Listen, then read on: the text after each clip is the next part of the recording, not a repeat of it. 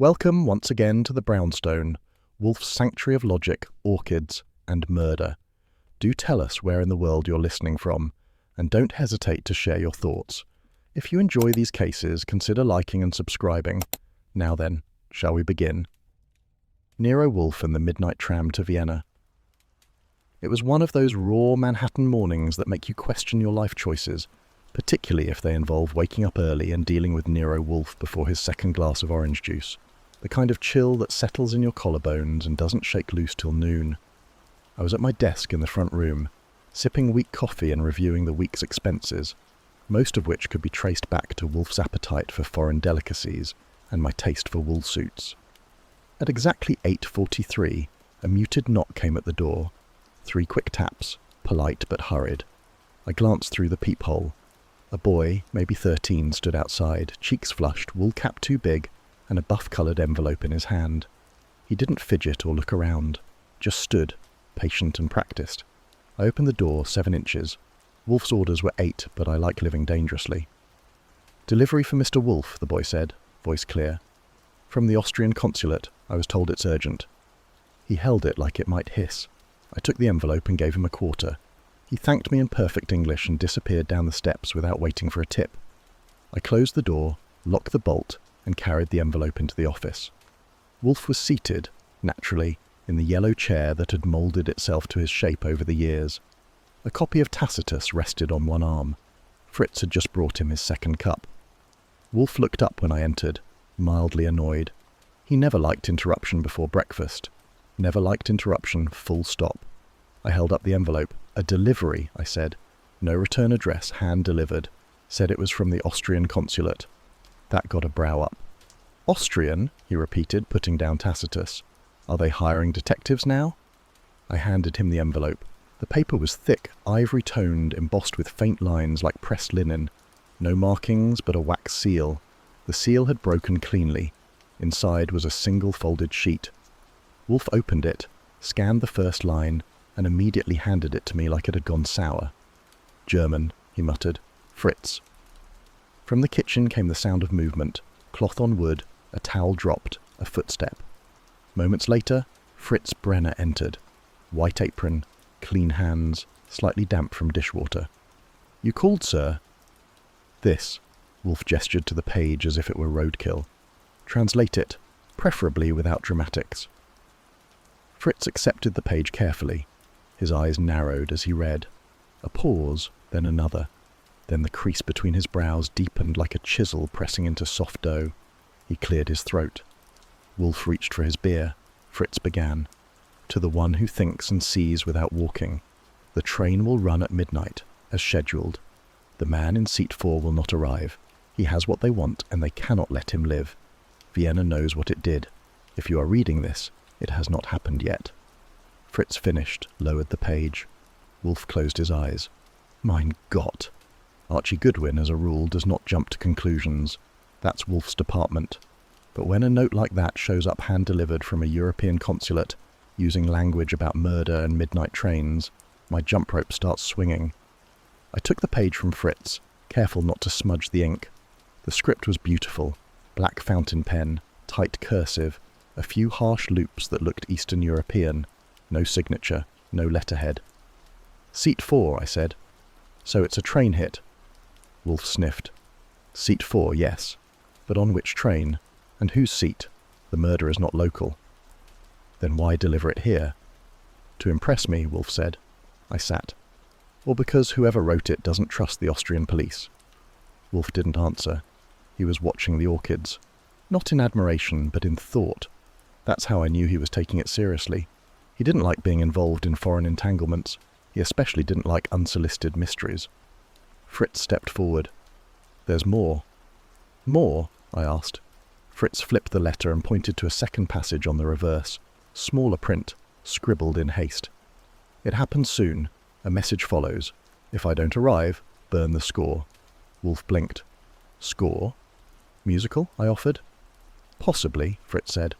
"But in certain dialects, a score refers to a document, perhaps a coded message." Wolfe exhaled slowly and took the letter back, holding it at arm's length as though it might explode. He stared at it, said nothing for a long moment, then placed it on the table beside him and closed his eyes. "I detest riddles before breakfast," he muttered.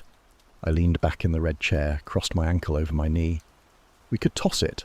Say it was a prank from some Vienna expat with a flair for the dramatic." Wolfe opened one eye. "We could," he said. "And?" "I despise foreign opera even more than I despise foreign puzzles," Wolfe said. "But the presence of that phrase, 'burn the score,' disturbs me." He gestured toward Fritz. "Burnt scores are rare. It implies concealment." Fritz nodded, lips tight. Wolfe sighed. "I will not pursue this," he said. "Not yet." "So, you want me to?" "Keep the letter. Show it to no one. Do not contact the consulate. Copy that." "Have Mr. Panzer make discreet inquiries," Wolfe added. "But nothing traceable. I want no cables, no memos, no receipts." "You expect Saul to find something based on that?" I asked. Wolfe's eyes drifted closed. "I expect him to find the next piece." By late morning, I'd done 3 things. Made a duplicate of the letter using Wolfe's antique Remington, filed the original in the locked cabinet, and contacted Saul using the phrase "orchid shipment needs tracking." That was our code for silent legwork. By 2:15 the buzz came through on the downstairs phone. I answered. "Mr. Goodwin?" came a crisp voice. "This is reception. A Miss Weiss is here. She says she has an appointment with Mr. Wolfe." I frowned. Wolfe never made appointments without consulting me. I asked the girl to describe her.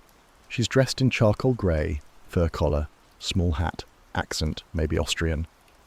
I felt something twist in my stomach. "Tell her Mr. Wolfe is unavailable, but I'll be down in 2 minutes." I went to the office. Wolfe was in his chair reviewing that morning's Times. I told him. He did not look up. "Charcoal coat?" he asked. "Correct." "Silver fox collar?" "Yeah." He turned a page. "Send her away." "You don't want to hear what she has to say?" "I already know," he said. "She brought the message, or was meant to." "Maybe she's the score." He blinked. "That is clever, Mr. Goodwin, and troubling." I left him to it and went downstairs. She was sitting on the bench by the entry, legs crossed, hands gloved. Her lipstick was perfect, as if applied by a draftsman. "Miss Weiss," I said. She rose. "You are Mr. Goodwin?" "That's me." "I've come to speak with Mr. Wolfe. It is urgent." I gestured toward the hallway. "Walk with me." We stepped outside, down to the stoop. I didn't invite her in. Fritz would have had a fit. "I'm sorry," I said.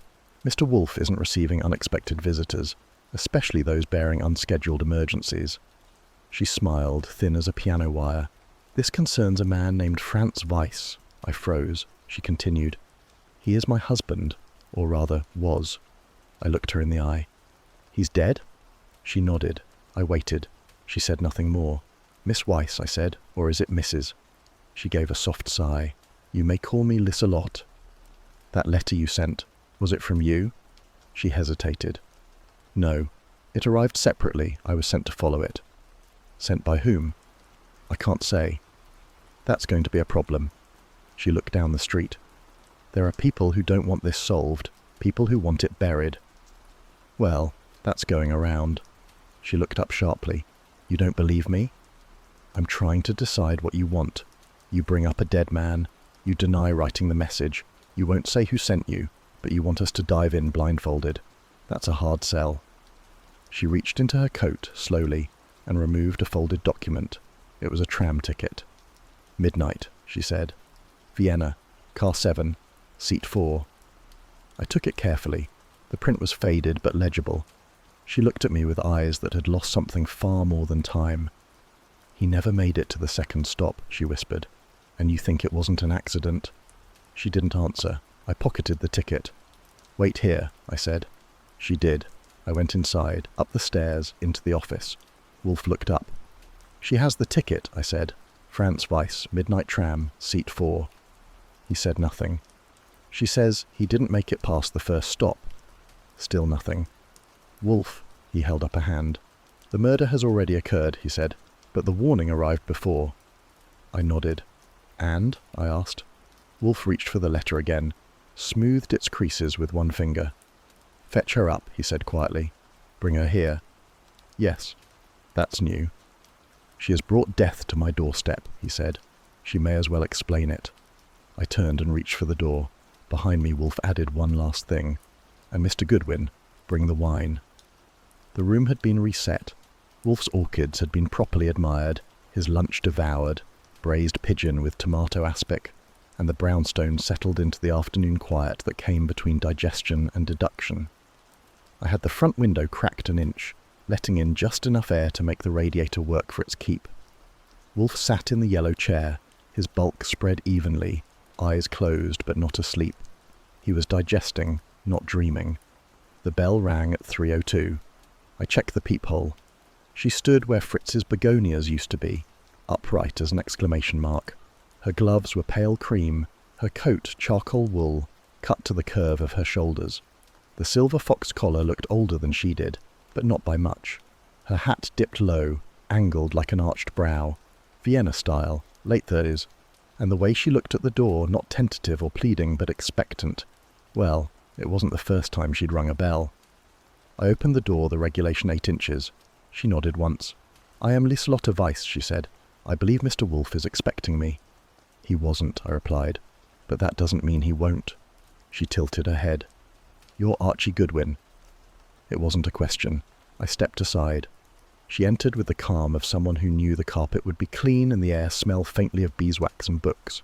I took her coat. It was warm. She smelled of violets and pipe tobacco. Not her own, I'd wager. "This way." Wolfe was still in repose when we entered. He opened one eye. "Mrs. Weiss," he said without inflection. "Miss," she replied, settling into the red chair. "I did not remarry." He grunted. "I did not ask." Her voice was low, shaped by vowels that remembered arias. There was a trace of German, thinned by years and careful practice. I remained standing. It never hurts to be ready. Wolfe regarded her with minimal effort. "You were observed yesterday on my stoop. You left without pressing further. That implies discipline, not desperation." She smoothed the leather of her gloves. "I had to be sure you read the letter." Wolfe's eyes narrowed. "You sent it?" "No," she said. "But I knew it would reach you, and I knew what it meant." I glanced at Wolfe. He closed his eyes again. "Continue." She unclasped her purse. From it she withdrew a small envelope. Not the one from yesterday. This one bore a crease and a Viennese postal stamp. She placed it gently on the table between them. "That was posted to me by my husband," she said, 1 week before he died. Wolfe didn't touch it. "He mailed it from Linz. He had been travelling from Budapest to Vienna. He said he had something to give someone, something dangerous." Wolfe opened his eyes. "What?" "I don't know," she said. "But he never arrived." Wolfe gestured toward me. I picked up the envelope, extracted the letter, typed, carbon copy, English. The heading read simply, "To be opened in the event of my death." It was dated 9 days ago, signed Franz Weiss. I read aloud, "If you receive this, it means I did not complete my task. The packet is no longer safe. Do not trust the embassy. Do not go to the police. I have kept the names hidden. Burn the music. Burn it now." I folded it. "That's one way to start a fire," I said. Lieselotte didn't smile. Wolfe sighed. "Mrs. Weiss," he said, "you have come here with operatic tragedy and Cold War paranoia. You reference documents, music, warnings, but offer no details." She nodded. "I came because my husband died on the midnight tram to Vienna. He fell or was pushed between cars. The embassy said it was an accident, but I received no belongings, no coat, no briefcase, nothing." Wolfe pursed his lips. "You think he was carrying something?" "Yes." "And you think it was taken?" "I know it was." Wolfe opened a drawer, removed a small notebook and uncapped his Mont Blanc. "Very well," he said. "Give me the facts." She took a breath. "Franz Weiss," she began, "was born in Graz. He studied law in Zurich, then music in Prague. During the war, he worked with the underground, documenting transport lists. Afterward, he became part of the refugee repatriation movement." Wolfe nodded. "He worked for the Austrian Ministry of Culture from 1948 to 1951, she continued. Then he began freelancing, quietly. He moved information, mostly identities. It was legal enough until it wasn't." I raised a brow. "He smuggled people?" She looked at me, then away. "Sometimes papers, sometimes people, sometimes stories." Wolfe interlaced his fingers. "Why the music?" She hesitated. Because he trusted me, she said. And because in music there are codes. Literal? Not always, but he could make an aria sing in more than one key. I sat on the arm of the couch. Mrs. Weiss, if you were in danger, why wait this long? Because I had to know who to trust, she said. And now you trust us? No, she said. But you live in one place, you rarely leave it, and you solve difficult things. That, at least, was accurate. Wolfe reached for the letter I'd folded. He read it again, silently, then closed his eyes. Tell me about the tram. She shifted. Franz was travelling from Szombathely through Linz to Vienna. He was scheduled to arrive at Westbahnhof at 12:47 a.m. He never did. Where did he fall? Near Ybbs, a remote stretch. They say his body was found between cars, his coat had torn. No luggage was recovered. Wolfe grunted. Was he alone? No, he had sent a wire earlier. He mentioned meeting a contact, no name. Do you believe he was followed? Yes. Do you believe you are? She glanced toward the window. I know I am. Wolfe opened his eyes. Then you are either lying or brave. She smiled, faint and slow. I was an opera singer in Berlin under Goebbels. I survived that. I can survive this. Wolfe inclined his head. What is it you wish me to do? She straightened. Find out who killed him, and what they took, and if I'm to be next. That's 3 things. They are connected. He sighed. I do not involve myself in international matters lightly. This is not international, she said. This is personal. For you. For whoever killed him, too. He looked at her for a long time. Then to me. Archie. Tea. I rose. In the kitchen, Fritz handed me a tray already prepared. That was Fritz for you. Anticipation in an apron. I brought it back, set it on the low table. Liselotte poured for herself, then for Wolfe, then paused. Mr. Goodwin? She asked. Please, I said. She poured, then looked into her cup. There were names, she said softly. Franz had a list. Survivors. Witnesses. People who were supposed to be dead, or weren't supposed to have lived. He was compiling it. I don't know why. Wolfe sipped. That is why you think he was killed. She nodded. And why I believe they may come for me. Because you have the list? No, she said. Because they think I do. Wolfe placed his cup down. Do you? She met his eyes. No. He nodded. Then our job is simpler. She furrowed her brow. How so? We must only make them believe you do. Her lips parted, whether in surprise or in fear I couldn't say. Wolfe looked at me. Mr. Goodwin, make arrangements. Mrs. Weiss will remain under our protection for 72 hours. Fritz will prepare the guest room. No communications in or out unless I authorize them. Liselotte sat straighter. You believe me? I believe, Wolfe said, that something in your husband's final days was worth killing over, and I do not enjoy having such things delivered to my doorstep. He reached for his pen.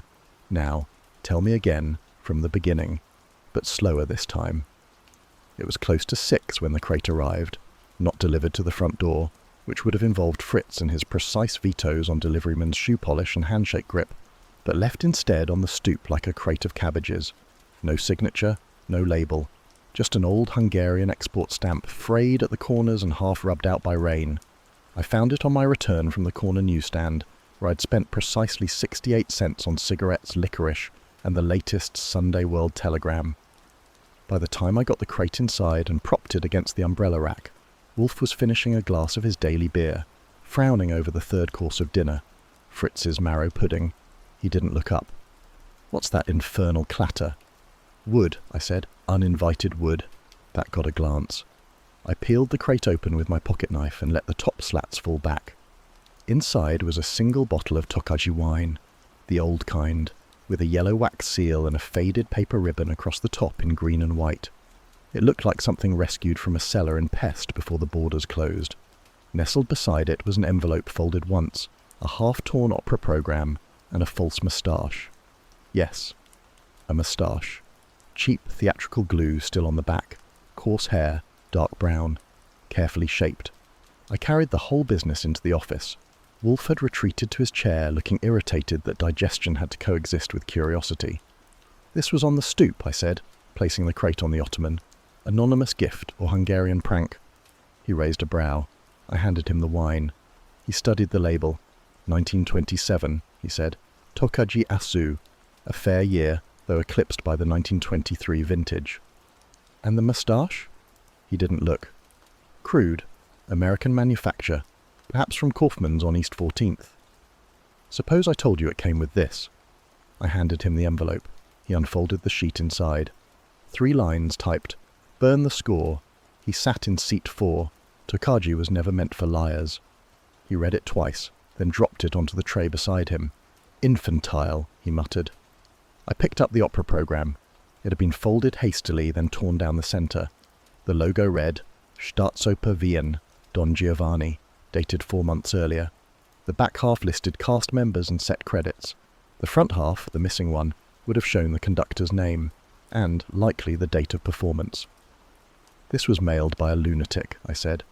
"No," Wolfe replied, "not mailed, delivered. There's no postage, which means whoever sent it was here, likely within the past 2 hours. I turned the crate. It had a chalk smear on one side. "Truck dust," I said. "City road grime, still damp.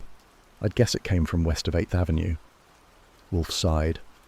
"You are capable, Mr. Goodwin, occasionally irritatingly so." "Which part irritated you, the chalk or the Tokaji?" He took up the letter again. "This is a provocation," he said, "by someone who believes himself clever." "Is he?" "That remains to be seen. The use of seat 4 implies connection to Mrs. Weiss's husband." "Vienna," I said. "Opera, the burnt score." "Indeed," Wolfe said. "But it is the wine that interests me." He turned the bottle slowly. "Tokaji is a symbol," he said. "It is not meant for liars," he says. "So who drank it, and what lie was told?" "That's 2 questions. I have more." I looked at him. "So, are we in or out?" He paused. He did not speak. Not yet. I opened the envelope again. The typeface was old, a royal machine judging by the ribbon bleed. No watermark on the paper, but the folding, the grammar, the composition, it was European. Clipped syntax, hard transitions, no flourish. It read like someone who had learned English by telegram. I said as much. Wolfe nodded. "Mrs. Weiss is not the only Viennese with an agenda. Or an opera programme." "Precisely." I moved to the bookshelf, pulled out the index of embassy locations from last year's almanac. "Want me to check the Hungarian consulate?" "No," he said. "Call Saul." That was an escalation. I lifted the phone. Same phrasing. "Tell him I want to know who could have accessed our stoop at 5 p.m. without being noticed. No uniforms, no mail service, private carriers only." "Done." "And Archie?" "Yes. Ask him where he buys his glue-on moustaches." That one got a grin. The crate, for all its drama, gave up nothing further. No fingerprints, no smudges. The bottle was authentic. The wax seal had not been tampered with. At 7:40, Fritz entered with coffee. Wolfe's eyes remained on the torn opera programme. "Fritz," he said. "Yes, sir." "Have we ever received Tokaji before?" Fritz blinked. "Not to my knowledge, sir." "Would you ever serve it?" "Not without your approval." "Correct," Wolfe said. "You may go." Fritz vanished without another word. I refolded the letter and placed it in the file drawer marked Temp, our holding bin for provocations, blackmail, and anonymous jigsaw pieces. Wolfe leaned back. "Mr. Goodwin?" "Yes." "You have not asked why the moustache matters." "I figured you'd tell me if it did." "It does." "Well then." He gestured. "A false moustache implies impersonation, but the crudeness, theatrical, not realistic, suggests a public use, not private concealment, a disguise intended to be noticed." "A message?" "More than that, a reference." "To what?" "To someone Franz Weiss impersonated, or perhaps someone who impersonated him." I sat forward. "Meaning?" "Meaning," Wolfe said, "that our dead man may have boarded the tram, but the man who died may not have been Franz Weiss." I stared at him. "You think he switched places?" "I think someone wants us to believe he didn't."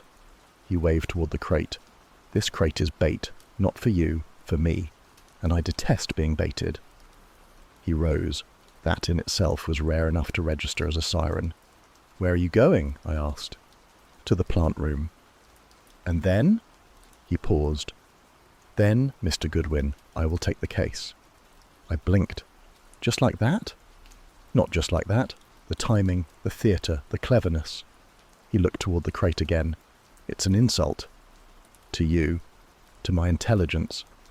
He stepped into the hallway. The door to the orchid room closed with a muffled latch. I remained at the desk. The crate sat across from me like a stage prop. The moustache lay limp. The programme had curled at the edge from the humidity in the room. The tokaji glinted in the lamplight. Golden, rich, utterly indifferent. I poured myself a finger's worth, for research purposes. The taste was sharp, old and bitter, like the start of a good story. It was one of those bright Manhattan mornings that made the grime look almost cheerful. I had my notebook in my coat pocket, my .38 in its holster, and Wolfe's instructions in my ear like a Bach fugue played on a steel comb. The mission was clear. Names. Anyone Franz Weiss knew, worked with, or corresponded with before taking his final train ride. The first stop was a bookshop on East 10th, narrow as a coffin and twice as dusty. The sign read Koenig and Drobny, imported volumes and pamphlets. Franz Weiss had been listed in their ledger as a customer, purchases in German, Hungarian and French. A man behind the counter, half melted into his stool, confirmed the name. He bought opera scores, he said, voice brittle, but not to play. He asked about printing techniques. Printing? Yes, ink weights, paper fibre. Odd for a lawyer. The man didn't smile. We get many odd ones. I jotted it down and left. That gave me a name. Koenig. First name Otto, possibly. Connection. Paper. Possible tie to coded music. Next stop, a boarding house on 74th. The name was Kiraly. Emil Kiraly, a music instructor with a limp and a collection of pressed carnations. Weiss had visited him twice, last November. The landlady was willing to talk for the price of a compliment and a smile. He wasn't like the others, she told me. Didn't look at her legs. Whose legs? Miss Heisler's, violinist, lived on the second floor. I got her full name, Ilse Heisler, Hungarian, early 30s, studied in Budapest, played evenings at the Amati Club near 46th. That made 2 more names. At the Amati Club, I didn't find Ilse. I did find a baritone named Walter Fried, drunk by noon and wearing a waistcoat like it owed him rent. He told me Ilse had gone uptown, maybe to teach, maybe to forget something. Was Franz Weiss her pupil? I asked. He laughed once, not a note in his body. That was interesting. I left the club and stepped into sunlight, and that's when I saw him. He stood by the tobacconist across the street, black coat buttoned to the neck, hat low, and a face I couldn't quite place because half of it didn't move, not in the usual way. He looked at me once, only once, and that was enough. The left eye was glass, pale grey with a crescent floor at 6 o'clock, a marble eye, smooth, unblinking. His real eye tracked me as I moved. I walked east, past a tailor's window, paused. Reflected glass told me he was still there, 20 feet behind. By the time I reached the corner, I knew I was being followed. Not sloppily, not close, just enough to make sure I stayed visible. So I did what any New York boy with brains and a clean conscience would do. I turned fast and headed into a florist's shop. Through the back door, down an alley, circled once, came out the other side. He was gone, or so I thought. 3 blocks later, near the consulate building on East 67th, I saw him again, standing by a black Packard with diplomatic plates, his posture casual, his glass eye still fixed. A man climbed out of the consulate gate, thin, moustached, carrying a valise, and said something to him in German. They both looked at me. The marble eye didn't blink. I kept walking. By the time I got to the subway entrance, the Packard was already turning the corner. Back at the brownstone, I filed my report. Wolfe listened with his eyes closed, fingers steepled. Descriptions, he said. I read them off. Koenig, pamphlet dealer. Otto, fragile, fried, baritone. Slurred but coherent. Ilse Heisler, violinist. Kiraly, instructor, limps, sentimental. And one man with a glass eye who followed me and vanished into a diplomatic car. Wolfe opened one eye. You are certain it was diplomatic? Packard, black. Hungarian consulate plates. He sniffed. Unsubtle. Or confident. Both are dangerous. He leaned back. Mr. Weiss, despite protestations to the contrary, had company, much of it musical. You have gathered 5 names. 6 if you count the I. I always count the I. I handed him the list. Vienna connections all, musicians, embassy threads. Wolfe scanned it. And the baritone, fried, implied Weiss was not musical. Not even a hum, Wolfe grunted. Then the opera program, the coded score, all affectation. Or camouflage. He nodded once. A paper trail in quarter notes. He handed the paper back to me. Continue, he said. You will begin tomorrow with the consulate. Arrange an unofficial visit. That might take some grease. Then grease. He closed his eyes again. The office was quiet. Outside, Manhattan coughed its way toward evening. I sat and rewrote the list in block caps. One line at the bottom read, Unknown male, glass eye, consulate vehicle, followed subject. I underlined it twice. Whatever this game was, someone wanted us to know we weren't the only ones playing. And whoever he was, the marble eye didn't blink. But it saw. It was the kind of lead that didn't come with a guarantee, just a receipt and a trace of cigar ash on the corner of the paper. The concierge at the Armitage Hotel had been polite in the way only Manhattan concierges are when they suspect you're either too rich to offend or too nosy to dismiss. Fortunately, Wolfe's reputation carried both kinds of weight. The Armitage stood tall and pale on Madison, its brass fixtures gleaming and its lobby perfume thick enough to hide shame. I showed the concierge the signature from a telegram found among Franz Weiss's things. It matched a guest registry entry made 2 weeks prior, signed Frederick Wilner, room 814, paid in cash, no forwarding address. Mr. Wilner, I said, tapping the line. Was he alone? The concierge, whose nameplate read Beauchamp, didn't blink, as far as we were told. Any visitors? Perhaps. I'm afraid I can't be certain. That was the kind of answer you gave when the management liked plausible deniability more than they liked clarity. Did Mr. Wilner order room service? Yes. He requested tea, and once a half bottle of Tokai. It was sent to the room. I didn't flinch, but I did shift my weight. Anything else? There was one call placed to the front desk asking for privacy. The staff were told not to disturb. That's unusual here. Because the 8th floor has only 3 suites. Ours is not a hotel of secrets. I gave him a look that said otherwise and thanked him. He offered a card with a phone number that didn't exist. I left with the suite number, an alias, and a corkscrew of suspicion turning slowly. Room 814 was at the end of a narrow corridor with blue carpeting. The wallpaper was cream, lined with navy fleur-de-lis. I pressed my ear to the door. No sound. It had been cleaned already. Of course it had. I returned to the lobby, this time with a $5 bill in my hand and a cleaner name in my mouth. The night manager was a young man named Charles Ellery, who wore his collar like it had betrayed him. I waited for Beauchamp to disappear, then approached. I'm following up on a report from the Austrian consulate, I said quietly. It concerns a man staying here under an assumed name. He died last week. We believe he was using this hotel to meet someone. Ellery straightened. I'm not sure. Room 814, registered as Frederick Wilner, 2 weeks ago. He looked at the register, hesitated, then exhaled. Yes, he said.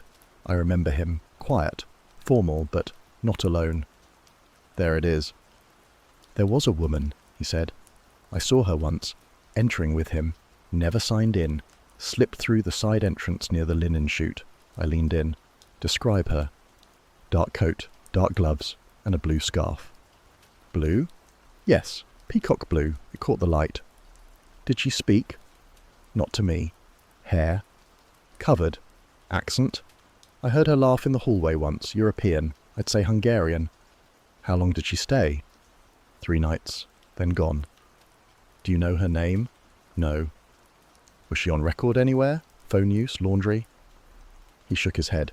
We don't record guest visitors, and she paid for nothing. I jotted the details. I had a colour, a scarf, and a laugh. Wolfe would want more. He always wanted more.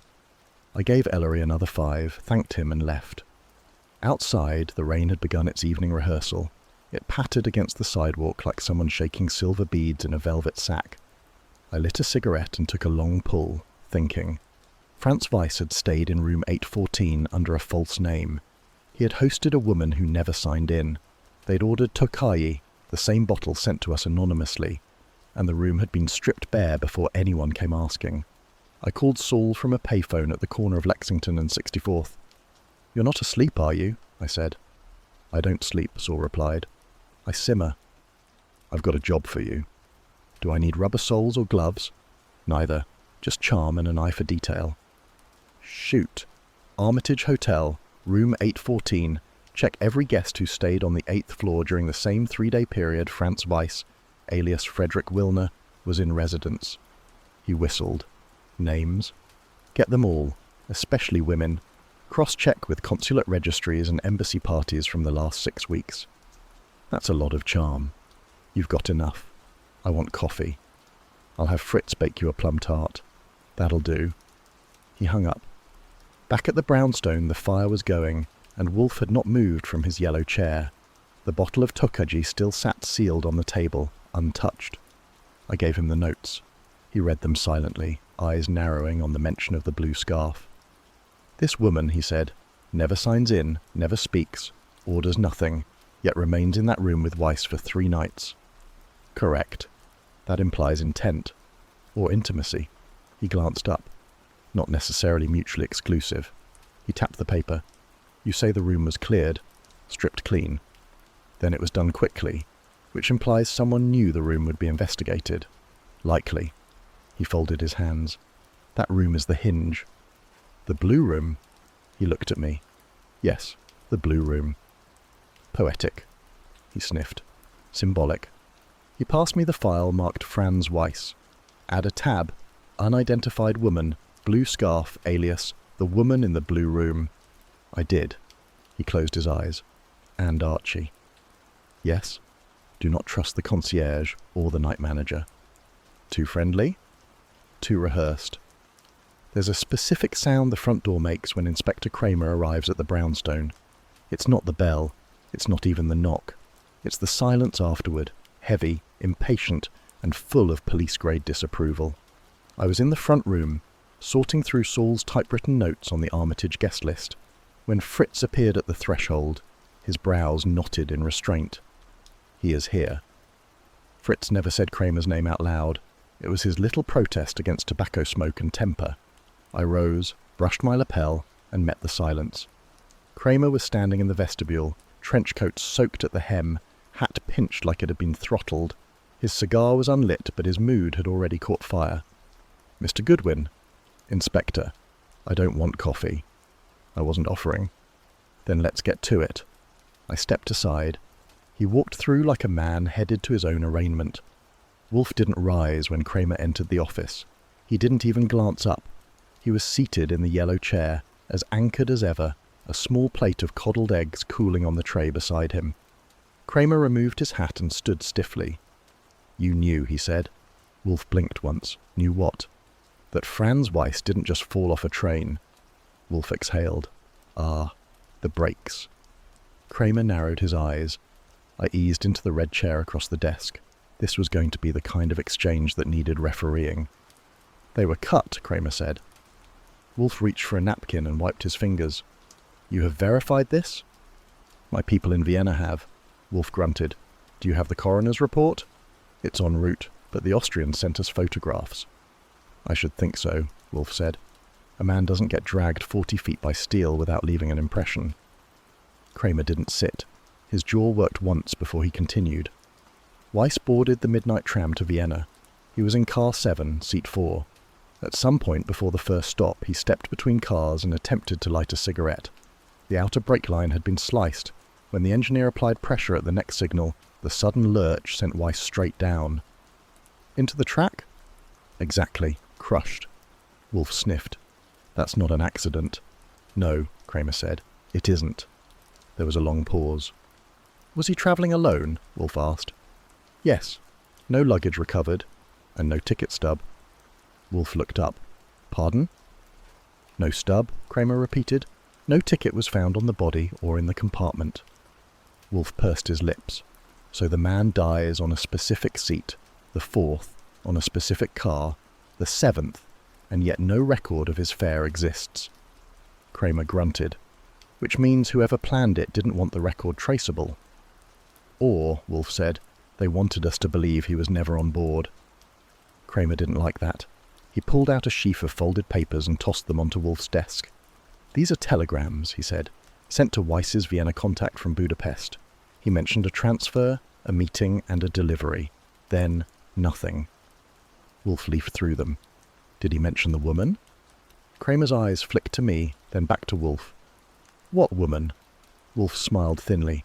Mr. Goodwin has been industrious. We've discovered that Mr. Weiss maintained a private suite at the Armitage under the name Frederick Wilner. For 3 nights, he was not alone. Kramer looked at me. Name? No record, no signature, no bill, just a blue scarf and a laugh overheard. He cursed under his breath. Wolfe continued. You mentioned diplomatic interference?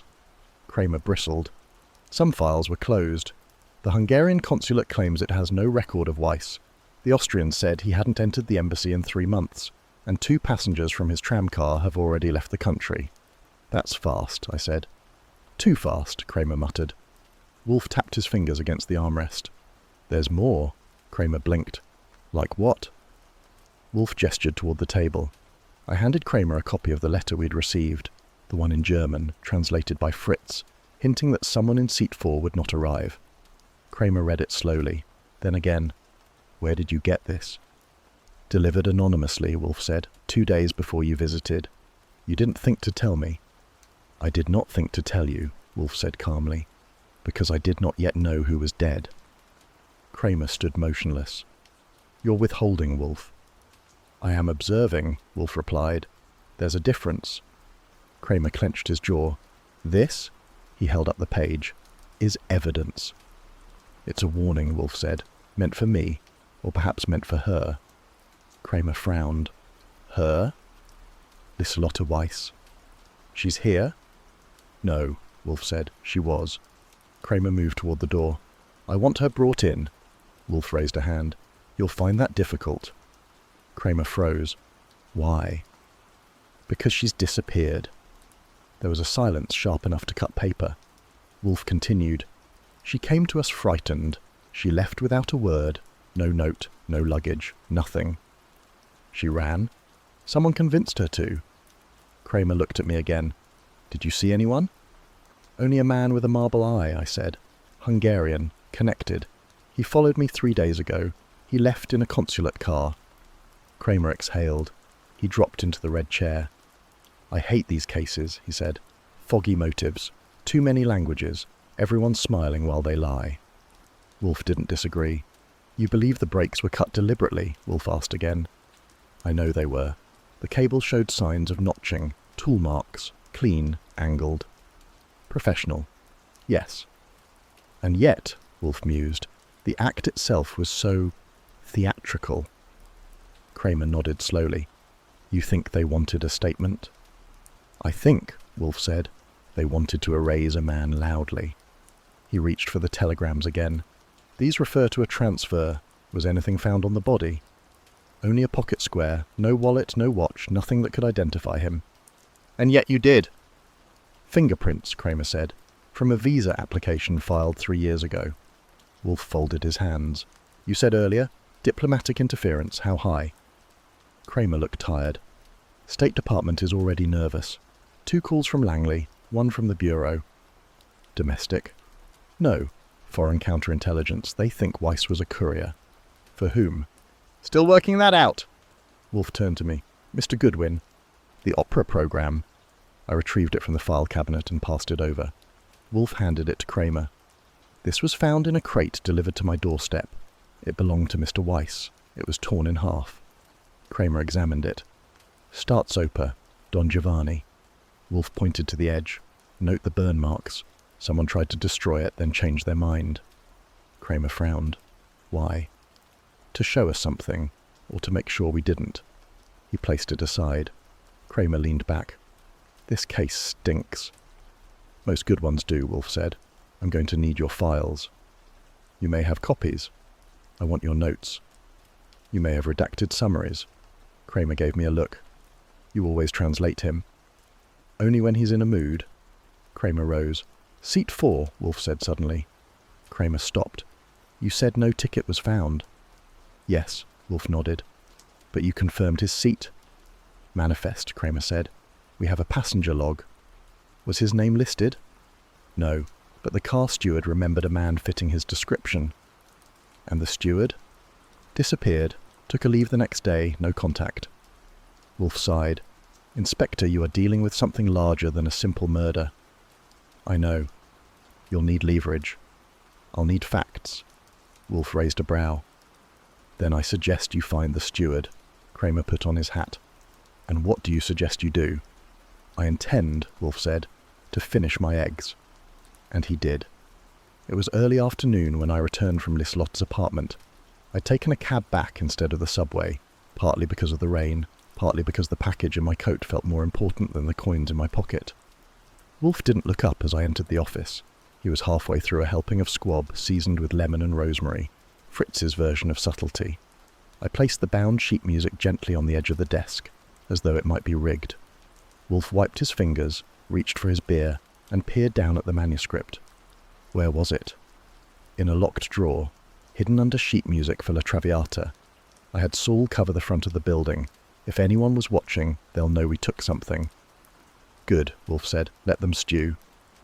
The score wasn't large, and about 70 pages, worn at the spine, and watermarked with a Vienna printer's stamp. The cover was labelled Fantasy for Quartet in G-dur, but that wasn't what caught the eye. It was the annotations. Wolfe opened the score slowly. Every few pages, just beneath the clefs or between staves, a handwritten phrase appeared in ink. Not musical notation, not dynamics or tempo. These were words, German words, scrawled like afterthoughts, some in cursive, some in block letters, some scratched out, others underlined twice. I leaned in. Looks like he was taking dictation. Or leaving instructions, Wolfe muttered. He flipped to the centre spread. Page 35. Here, the ink had bled. A string of markings ran from treble to bass. Not notes, but syllables. I sounded one out aloud. Wolfe grunted. That is not for your tongue, Mr. Goodwin. I looked closer. Half of these words don't fit. They're not part of any libretto. Because they are not performance notes, Wolfe said. They're code. He reached for the bell and rang once. A moment later, Fritz entered. Yes, sir. Fetch your glasses. We'll need your German. Fritz disappeared, swift as a footman in Vienna. Wolfe continued leafing. His eyes were alert, not hungry now. The squab would cool. This, he said, tapping page 35, was never meant to be performed. Fritz returned with his half-moon spectacles, a clean towel still draped over his shoulder. He approached the desk and gently accepted the score. Wolfe pointed to the margin. Translate. Fritz adjusted his lenses. Gehen Sie nicht zur Polizei. Do not go to the police. He paused. Kammer 7, Platz 4, car 7, seat 4. He looked up. Wolfe didn't blink. Continue. Sagen Sie nichts über das Mädchen. Say nothing about the girl. Fritz turned the page. Zettel liegt unter dem Teppich. The note is under the rug. Sie hat es genommen. She took it. Fritz's voice was steady, but his hand gripped the edge of the desk. He translated another line. Nur mit dem Zeichen weitergeben. Only deliver with the sign. Der Minister lügt. The minister is lying. Wolfe exhaled slowly. Fritz looked up. This is not music, he said. No, Wolfe replied. It is choreography. I leaned forward again. So these are instructions? Yes, Wolfe said, and warnings. He tapped the phrase about the girl. Say nothing about the girl. That implies she was involved. Or being protected, I offered. Perhaps both. Fritz gently closed the score. Whoever wrote this, he said, was terrified. Wolfe nodded, but methodical. Fritz lingered, then stepped back and disappeared into the hall. Wolfe turned to me. How many pages had annotations? 23 by my count. All in the margins? Mostly. A few phrases were threaded through the stems of notes. You had to squint. Good, Wolfe said. That means it wasn't meant for many eyes. I reached for my notepad. There was one phrase that repeated. 3 times. Wolfe raised a brow. Denken Sie and Blau. Think of blue. Wolfe closed his eyes. The scarf. I nodded. Liselotte said she never saw one. But Charles Ellery did, Wolfe said, and he remembered the shade. He opened the score again and turned to page 12. There it was again, in tight script beneath a suspended rest. Denken Sie and Blau. Not a code word? I asked. Maybe, or a reminder, or an identifier. A way to spot someone? Wolfe folded his arms. Possibly. It would be simple, innocuous. Blue scarves are not suspicious. Unless they're worn 3 nights in a row by a woman who never signs her name, Wolfe grunted. And if Franz Weiss used that phrase 3 times, I said, he wanted it remembered. Yes, Wolfe said, which means we must. I turned to the back page. There, etched in the corner, was something different. Not German, not even words. Just a number, a long one, 10 digits. I pointed. Telephone? No, Wolfe said. Too long for that. He squinted. Possibly coordinates, or a serial. He wrote them down carefully. Anything else in the apartment? He asked. An ashtray with a Turkish brand of cigarette, half a note torn in 2, in French but too burned to read, and a metronome set to a very odd tempo. Wolfe looked at me. What tempo? 82. He raised a brow. That is not odd, it is precise. So? 82 beats per minute is the resting pulse of a healthy man under stress. You're saying, I'm saying Weiss timed his writing to his body. That's poetic. No, Wolfe said. It's mathematical. We sat in silence. Rain tapped the windows in neat rhythms. Fritz's footsteps echoed faintly as he returned to the kitchen. Wolfe stood slowly, the score in hand. I want Saul to cross-check the phrase Denken Sie and Blau with all intercepted courier messages from the last 6 months. Intercepted by whom? The State Department, or whoever they pretend not to be. That may take favours. Then favour them. He handed me the score. And Archie? Yes. Photograph every page, then put it in the safe. We may be holding the only surviving copy. I nodded. Wolfe turned toward the hallway. His silhouette passed the orchids without stopping. The squab had gone cold, but the music for once was just starting. The rain let up just after noon. I'd taken a yellow cab to the conservatory, hoping for something less subtle than clues and more cooperative than suspects. Wolfe had listed 3 names. All came with music in their blood and questionable taste in alibis. My job was to catch them in something they'd rather play in a minor key. The first was Maestro Erhard Pohl. Slim, angular, and proud of both. He met me in his practice room at the rear of the conservatory's main building. A polished baton sat on the piano lid. He gestured for me to sit, but stayed standing. I didn't know Franz Weiss, he said, with a wave of his hand. He was a minor accompanist, nothing more. Then how did you know his name? Pohl blinked. Well, yes, it was mentioned this morning. By whom? He hesitated. A student. Which one? I didn't catch it. That's odd, I said, for someone who runs a conservatory known for precision. Pohl frowned. I know of everyone important here, Mr. Goodwin. If he worked here, he didn't matter. I nodded, slow. Would you know if a tram conductor came through your orchestra pit? He narrowed his eyes. That's nonsense. Maybe, but you'll forgive me if I call again. I left him at the piano, fingers twitching on the keys like he wanted to slam the lid down. Next up was a woman named Sophia Hallberg. She had played cello for 2 decades before some injury pushed her into the instruction side of things. I found her near the student cafeteria, arranging sheet music with a focused scowl. Franz, she said, flipping a page. He never had enemies. You're certain of that? She looked up. He was gentle. Always carried 2 pairs of gloves, one for performance, one for after. Said cold fingers ruined timing. That's sweet, I said. And yet someone broke both his wrists. She flinched. I didn't know that. But you just said he had no enemies. She looked away. He was kind. That doesn't mean he was liked. Were you close? She set down the sheet music. He asked me to leave Vienna with him, long ago. And you declined? Yes. Because of someone else? She folded her arms. Because I was tired of men who vanish in compartments with secrets tucked in their cuffs. That seemed oddly specific, but I didn't press it. She added quietly, "If you're looking for a reason he died, it wasn't here." "Where then?" She turned back to the music. "In the space between where he stood and where he dreamed." That didn't make my job easier. The last was a man named Luc Renault, French accent, trim moustache, cultural attaché for the embassy downtown. He had an office that smelled like wax polish and too much lavender. A black umbrella dripped by the door. "I'm afraid you've wasted your journey," he said, hands clasped. "Franz Weiss never boarded the tram. I would know. I was waiting for him." "You were meeting him?" "Yes." "Then how do you know he didn't board?" "Because he never arrived." "Wouldn't that mean he did board?" "No," Renault said smoothly. "It means he never left the city. That tram departs from the edge of Manhattan." "I'm aware." "Where were you waiting?" He paused. "At the terminal." "And no one matching his description ever passed?" "No." "Did you look?"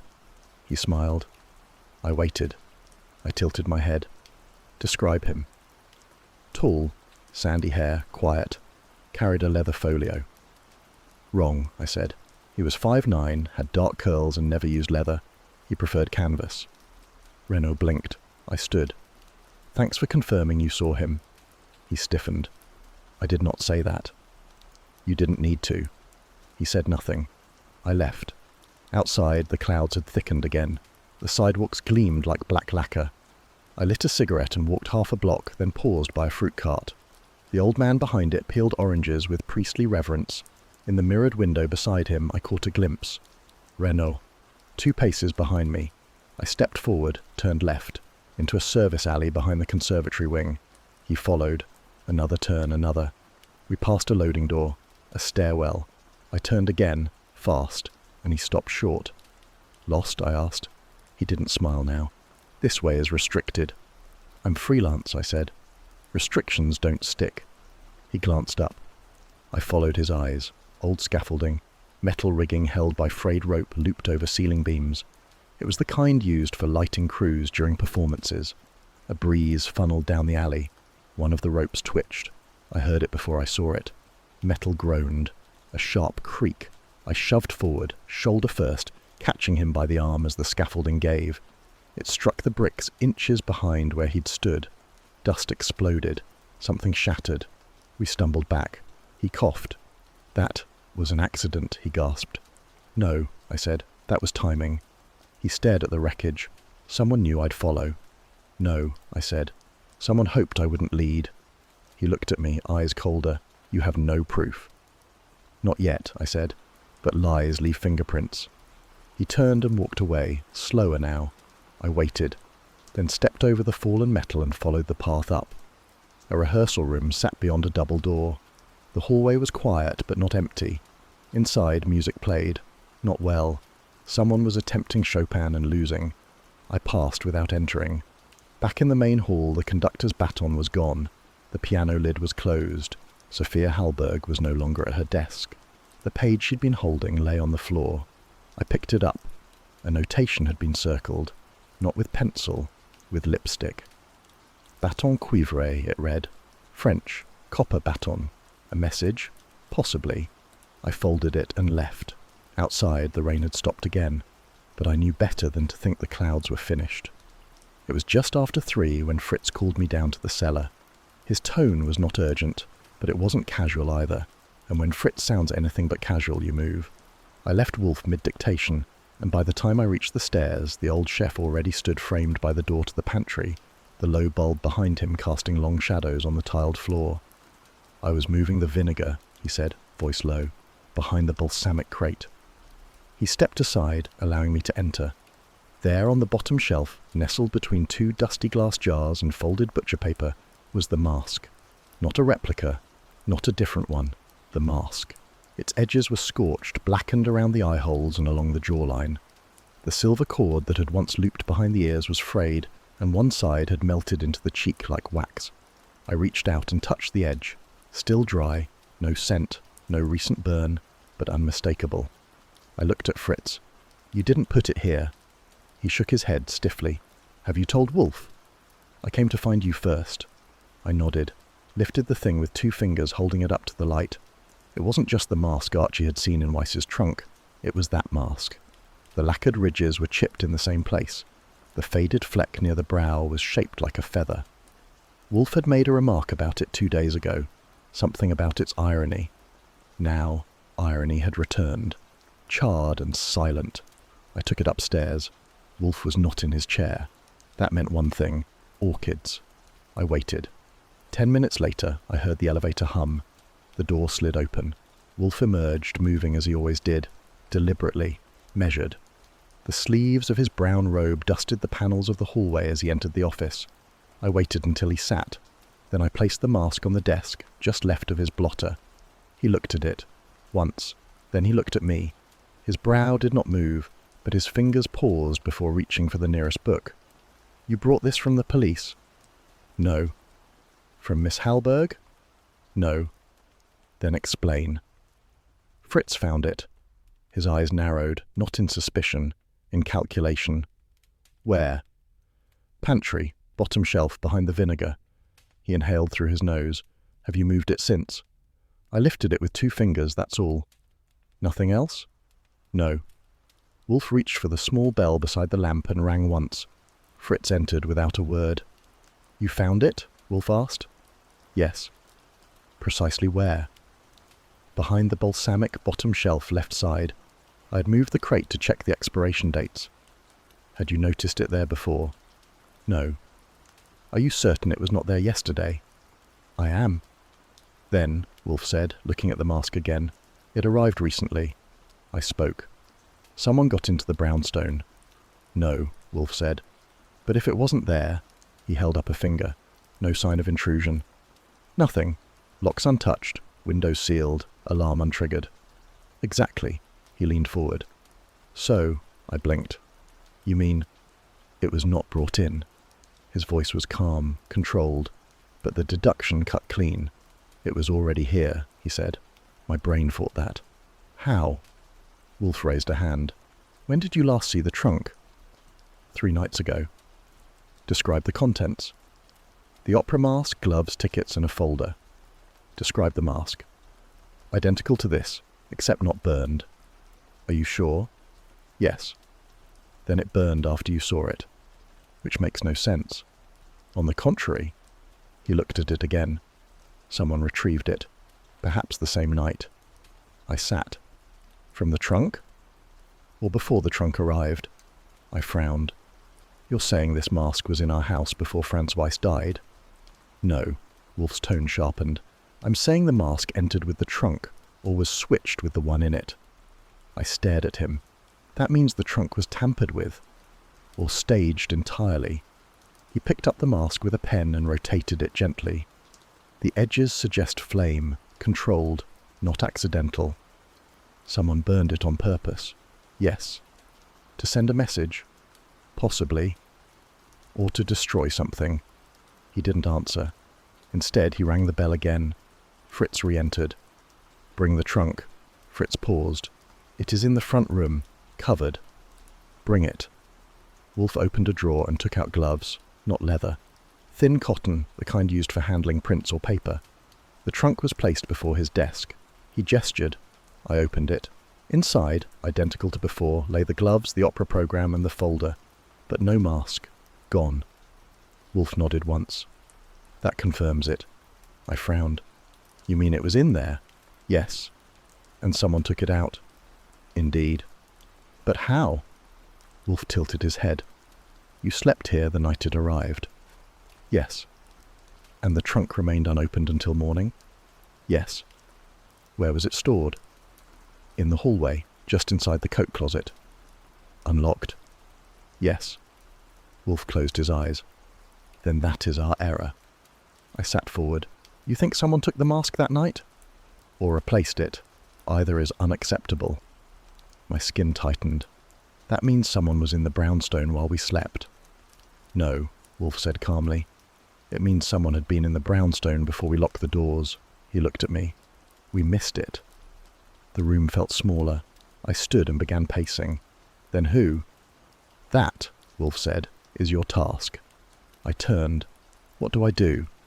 "Reconstruct the day." "I've tried." Try again. Wolfe picked up the opera program. Who packed the trunk? Unknown. Who delivered it? A courier. Company listed. Clean record. Did the company know the contents? No. Did we inspect it upon arrival? No. I opened it the next morning. Which leaves a window. Yes, I paused. Unless... Wolfe looked up. Yes.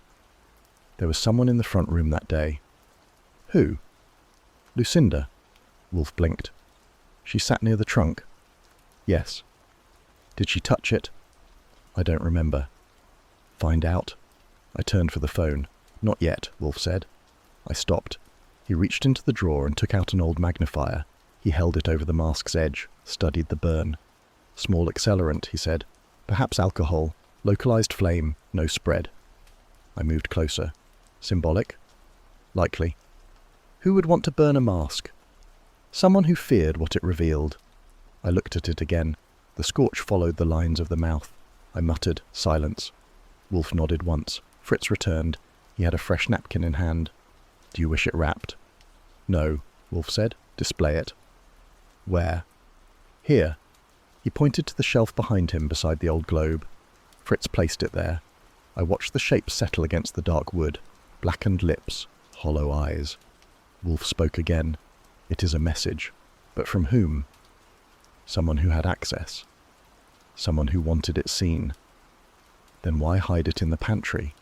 He looked at me. To remind us of our failure. I said nothing. He added softly. A clever opponent would not boast, I nodded. Then what do they want? To frighten. Did it work? Wolfe closed the folder. No. He leaned back in his yellow chair. But it has sharpened my appetite. I exhaled. Dinner? No. He smiled faintly. For truth. The box with the score sat untouched for nearly a day. It was 11:42, and Wolfe, to his credit, had not mentioned it once since its arrival. He didn't look at it. He didn't sniff at it. He didn't even ask if it was safe from mildew. But the way his fingers tapped his chair arm told me his patience had its own brand of torment. He finally said, Archie. I swiveled from the red chair. Yes, sir. Have you made yourself useful? I stood, walked to the cabinet, and returned with the slim leather-bound folder. Yes, sir. I've resisted the urge to hum anything from Der Rosenkavalier while you were thinking. He did not smile. I placed the folder beside the globe on his desk. Wolfe did not touch it. Did you examine it? I nodded. I counted 38 pages, each marked in the upper right with Roman numerals. The paper is vellum, well preserved. Some sections are annotated. One page is numbered 7, and it's completely blank. Wolfe's eyes narrowed. Page 7. Yes. He reached for it with the kind of care one uses to select a delicate sprig of tarragon. His fingers were exact, each movement deliberate, as he unfastened the binding cords. He turned past 6 pages, then paused. The 7th was as described, smooth, clean, and devoid of ink. He stared at it. I said, could be an error, or symbolic, or... Phooey. His finger tapped the margin beside the numeral. Look at the others. I leaned in. The pages before and after bore the same calligraphy. Clear bar lines, breath marks, time notations in faint pencil. Page 7, however, was not just blank, it was unused. No pressure marks, no erasures, no staves, nothing. I straightened. So, someone wanted a blank page in this score, but why? Wolfe closed the folder. Bring me the phone. I blinked. I thought you hated telephones. I do, but there are degrees of agony. Mr. Volker, for instance, is marginally less unpleasant than conjecture. I fetched the extension from the drawer and plugged the wire into the wall socket beside the radiator. Wolfe gave me a number, New York, not Vienna, and I dialed. Ludwig Volker, musicologist, Upper West Side. You've met him. I nodded. The last time had involved 3 kinds of schnapps and a bitter argument about Mahler's handwriting. The phone rang. A thick accent answered. Ja? Mr. Volker, I said. It's Archie Goodwin, assistant to Nero Wolfe. Mein Gott, is he still alive? Very much so. Wolfe took the receiver. Volker, I require a consultation. There was a pause. Do not groan at me, Wolfe said. I have a question about the number 7. More silence. Then, 7 notes, 7 sons of Bach, 7 deadly sins, 7 Schubert symphonies. Wolfe grunted. No, page 7, a blank page placed with intent in a performance copy. Volker's voice rumbled. What opera? Wolfe glanced at the folder. The piece is unnamed, likely an independent commission. The score arrived from Vienna, 38 pages, only page 7 is unmarked. Volker muttered in German. Then in English he said, Did it arrive from the conservatory? Wolfe shook his head, though Volker couldn't see it. It came in a trunk. The trunk arrived without sender. The recipient is dead. Volker sighed. Then it may be what I think it is. Wolfe waited. There was a man named Jürgens in the late 30s. Conductor, private commissions. He used scores to smuggle, letters, maps, papers, hidden in plain sight. Wolfe's nostrils flared. He encoded them. No, the pages were signals, placement, numbering. The blank meant concealment. Wolfe's brow lowered. Was it marked? Wolfe glanced at me. I retrieved the score and turned to page 7. There was a faint pencil dot in the upper margin, right of centre. I said, There's a dot, tiny. Could be a printing flaw. Could be, Volker replied, or it could mean car 7. The old midnight tram to Vienna had 12 cars. Car 7 was sleeper class. Seat 4 had access to a panel between the berth and the lavatory, where some couriers left messages. Wolfe's voice cooled.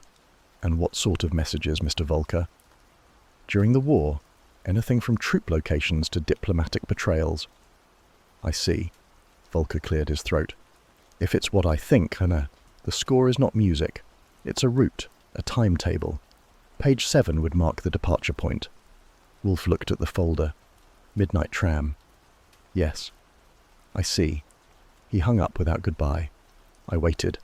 Wolfe remained still. He rubbed his thumb across the top of the folder, once then rested it on the blotter. I asked, So the score isn't just a score? No. It's a map. Yes. And page 7 marks the beginning. Wolfe nodded. I asked, And seat 4 in car 7, does that mean the person we're looking for sat there? He opened his eyes. No, Archie. It means that whoever took seat 4 received something. I looked at the folder again. But who? I don't know. He leaned back. But I do know this. The score was addressed to one man. That man is dead. And the only person who knew the trunk had arrived was the person who went to the cellar. I blinked. But the mask was a decoy, a distraction. We thought it was the key. It wasn't. He tapped the folder. This is. There was a long pause. Then Wolfe said, Get Inspector Kramer. I'd barely taken 2 sips from a lukewarm cup of Fritz's late afternoon coffee when Wolfe said, Mr. Goodwin, summon her. His tone was neutral, which in Wolfe's universe meant something momentous had just surfaced. I put down the cup, walked to the front room and picked up the phone. Fritz, please ring Miss Weiss, I said. Mr. Wolfe will see her now. 10 minutes later, the bell rang. Fritz, in accordance with both house law and natural order, did not so much as glance toward the door. I rose, crossed the rug and opened it. She stood there precisely as before, elegant, silent and mysterious. The same ash-grey gloves, the same veiled hat tilted to suggest a European sense of things left unsaid. Miss Weiss, I said. He'll see you. I led her down the hall to the office. Wolfe didn't rise, he never does, but his eyes were open, fixed and appraising. The orchid room was dark now. We were in his world. She sat in one of the red chairs, crossing her legs delicately.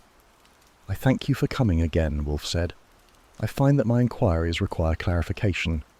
She folded her hands in her lap. I expected as much, she said. I had my pad in my pocket, but this was one of those moments where no notes would be needed. Wolfe gestured toward a folder on the table. During the war, he said, Vienna was a dangerous place to be Jewish, dangerous to be political, and perhaps most dangerous to be anonymous. Yet your name, Miss Weiss, Liselotte Weiss, appears on a 1943 Red Cross registry. The problem is, so does her death. Silence. Wolfe leaned back, his hands folded across the girth of his vest. You are not Liselotte Weiss, he said. You have never been Lieselotte Weiss. She didn't flinch. She merely removed the gloves, slowly, one finger at a time. No, she said, I am not. Wolfe nodded once. And the name you wear? She placed the gloves in her lap. Anna Kessler, she said. She said it without tremor, no drama, no breakdown, just a fact unlatched from its hiding place. I sat up straighter. Anna Kessler, Wolfe repeated. The name appears in two places, once on a refugee transport out of Salzburg, again on a customs hold file in 1946, held for inspection, documents missing. But your face does not appear in either record. I burned the photos, she said. Wolfe closed his eyes, not in disapproval, contemplation. And Mr. Franz Kerner? She looked down, not away, down. Franz did not know my real name, she said. Yet he ferried the opera score on your behalf, Wolfe said, which contained more than music. She hesitated. Yes, she said. Microfilm, hidden between the bindings. The real documents are long gone, but that score was the key to proving it ever happened. And now, Wolfe said, Franz is dead, throat cut in his apartment, and you are here, calling yourself a dead woman. Yes. Why? Wolfe asked. She looked up, straight at him. Her eyes weren't pleading, they were firm, like someone who had run out of games. I was tasked with getting names out, she said. German defectors, scientists. Some Jews, some not. People hunted by both sides. I worked for the Austrian information cell. We used private couriers, not diplomats, music teachers, violinists. Franz was one of them. And the others? Gone, arrested, or disappeared. Wolfe opened his eyes again. You are telling me, he said, that the woman who came to me on Monday morning was not a grieving niece, but an agent. She offered a faint smile. Former, she said. No one grieves like that anymore, not in Europe. I leaned forward. Why the show? I asked. Why the tears, the innocence act, the frightened damsel bit? She turned to me. Because you wouldn't have listened otherwise, she said. I needed help, and if I'd come in as myself, you would have handed me to the FBI before I crossed your carpet. Wolfe grunted. You are not incorrect, he said, though the carpet would have survived. I stood and paced to the bookcase. The air in the room had shifted. It was not confession, it was strategy. Wolfe reached for the bell and pressed it. Fritz entered 30 seconds later, silent as ever. Tea, Fritz, Wolfe said. 3 cups. And the stolen, please. Fritz inclined his head and disappeared. Anna, and I had to think of her that way now, turned her face slightly to the side. I know how this looks, she said. Wolfe's eyes narrowed. Do you? Yes, like betrayal, like theatre. But what it is, what it was, is desperation. Franz died because someone knew what he was carrying. I didn't kill him. I didn't even see him after Vienna, but I sent him, and he died. Wolfe lifted a sheet of paper from the folder and read from it. Item, opera score, Franz Kerner's possession, page 7 blank, deliberately blank. The numbering error matches one used in Austrian transit logs. Car 7, seat 4, midnight tram, Vienna-Zurich line. That's not coincidence. Anna said nothing. Fritz returned, bearing the tea service and a porcelain dish of dense stollen, dusted in sugar like alpine snowfall. Wolfe poured for himself first. He never offered. Anna took her cup without hesitation. I took mine with suspicion. Wolfe sipped once. Miss Kessler, he said, you brought the score here not to find a killer, but to bury the trail. If someone else got that score, opened the bindings, and found what Franz carried, your past would no longer be a secret. You wanted me to declare it harmless, to examine it and announce it worthless. She didn't reply. That was your plan, he said. I hoped you'd say it was nothing, she said, that it was just paper, that it meant nothing. But it did mean something, Wolfe said. Yes. And now, he said, you are exposed, to us, and to them. She put the cup down. Yes, she said, but I still want justice. I didn't kill Franz, but someone here in Manhattan did. I need help. Wolfe raised an eyebrow. You wish me to assist now that deception has failed? Yes. You are brave. No, she said, just tired.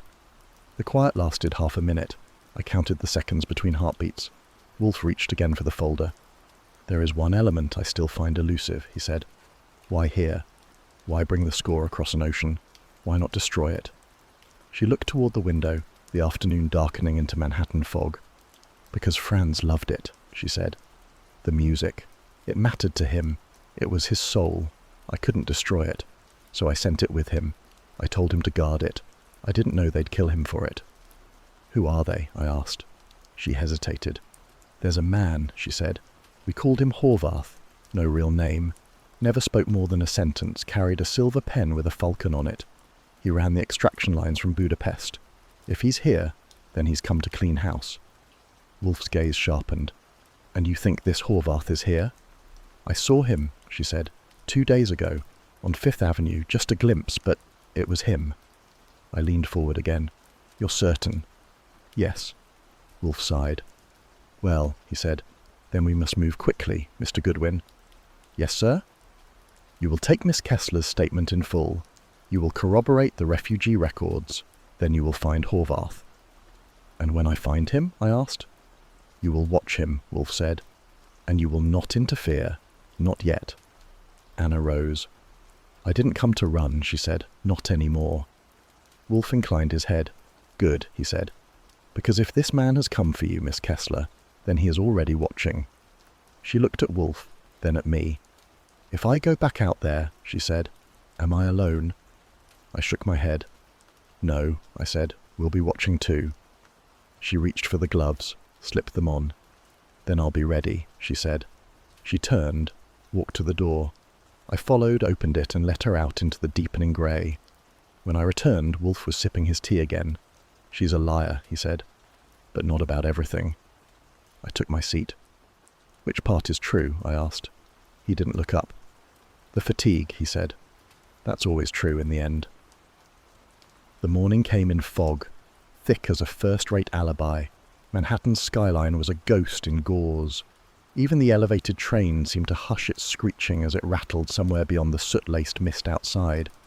Inside the brownstone, the silence was more than atmospheric. It was expectant, like air waiting to be named. Wolfe had, predictably, declared himself unavailable until 11. I had, predictably, ignored the spirit, if not the letter of that declaration, since Saul Panzer was due. Fritz, ever the sentinel of decorum, offered me one warning glance as I laid out fresh cups in the office. Wolfe's chair remained vacant. The orchid room was receiving him, which meant the rest of us could prepare for revelations, or blunders, at our own peril. The knock was gentle, though not uncertain. I opened the door just enough to verify. Hat, coat, those eyes that missed nothing. Saul Panzer stepped inside like a man who knew exactly what he was carrying and what it might mean. "Did they press it?" I asked, nodding toward the bundle under his arm. "Didn't even unfold it," he said. "It was hanging behind a partition wrapped in paper. You were right. Franz left it at Imperial Cleaners 2 days before he died, and nobody came to collect it." I closed the door behind him and locked it. Fritz reappeared to offer coffee and a hint of disdain that Saul declined both. Saul laid the paper bundle across the red client chair, took off his gloves and waited. 10 minutes later, Wolfe descended. He did not greet us. He did not sit. He stood behind his chair, glancing at the parcel like it might contain a bomb, or worse, misinformation. "Well?" he said. Saul untied the paper.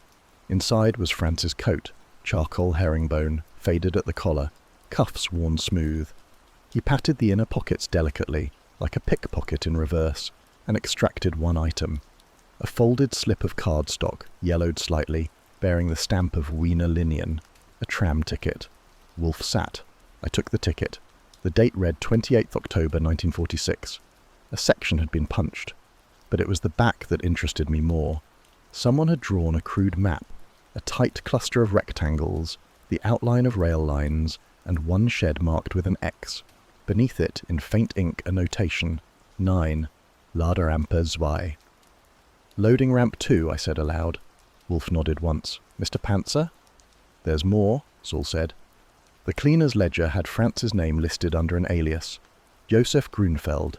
I cross-checked with the landlady at his apartment. She never heard the name, but when I showed her the coat, she recognized it. Wolfe steepled his fingers. "The significance of the tram ticket, Mr. Goodwin." I turned it over again. "It's from Vienna. Post-war issue, one way. He nodded. And the drawing? Yard map, I said, not tourist fare. Someone knew the rail layout well enough to sketch it. That mark, the X, must be where France hid something, or found it. Wolfe leaned back, exhaled slowly, and closed his eyes. It is not the what, he said. It is the when. I waited. Franz arrived in New York in April of this year, but the tram ticket is dated October of the previous year, before he left Austria. So he brought it with him. More to the point, he preserved it. In a garment he then cleaned and never reclaimed. Why? I offered the first plausible thread. Because he wanted it found, eventually. Wolfe grunted, which for him was practically applause.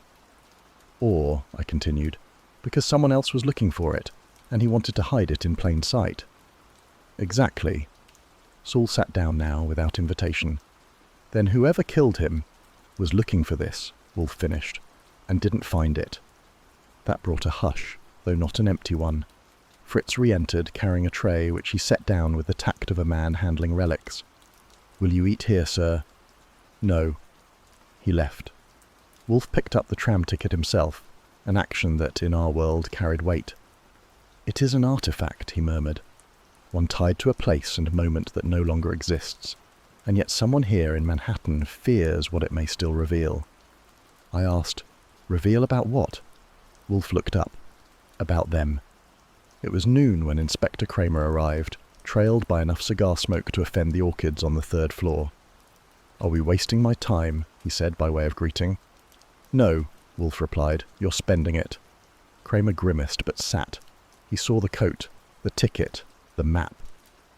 "What the hell is this?" "The murder weapon," Wolfe said. Kramer blinked. "You've gone screwy." I poured him a cup of coffee. Black, no sugar, like his opinions. Wolfe didn't blink. "I do not mean it physically killed Franz, but it is the object around which his death revolved, the fulcrum." Saul passed over a copy of the map. Wolfe nodded his permission. Kramer frowned at the sketch.